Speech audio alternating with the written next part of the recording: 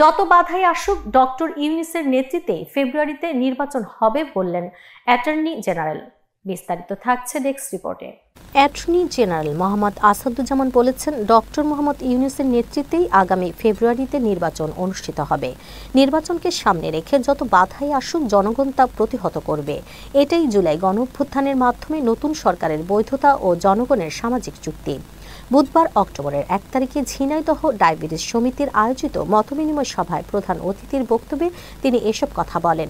মতবিনিময় সভায় সভাপতিত্ব করেন ঝিনাইদহ ডায়াবেটিস সমিতির সভাপতি মোহাম্মদ মোয়াজ্জেম হোসেন। সমিতির সাধারণ সম্পাদক মুন্সি কামাল আজাদ পান্নুর সঞ্চালনা করেন। অ্যাটর্নি জেনারেল মোহাম্মদ আসাদুজ্জামান বলেন, অনেকেই বর্তমান সরকারের বৈধতা নিয়ে প্রশ্ন তুলেছেন। আপনাদের বলতে চাই, 2009 সাল থেকে লাখ লাখ মানুষ রাজনৈতিক হামলা মামলার শিকার হয়েছেন। হাজার হাজার মানুষ গুম হয়েছেন, বিচার বহির্ভূত হত্যার শিকার। ফ্যাসিবাদী হাসিনা সরকারের বিদায়ে সাংবিধানিক সব পথ যখন বন্ধ হয়ে গিয়েছিল, তখন দেশের ছাত্র জনতা জুলাই বিপ্লবের মাধ্যমে হাসিনাকে দেশ ছেড়ে পালিয়ে যেতে বাধ্য করেছে। ছাত্র জনতার এই বিজয় দেশে গণতান্ত্রিক উত্তরণের পথ উন্মুক্ত করেছে। এই উন্মুক্ত পরিবর্তিত পরিস্থিতিতেই বর্তমান সরকারের বৈধতা দিয়েছে।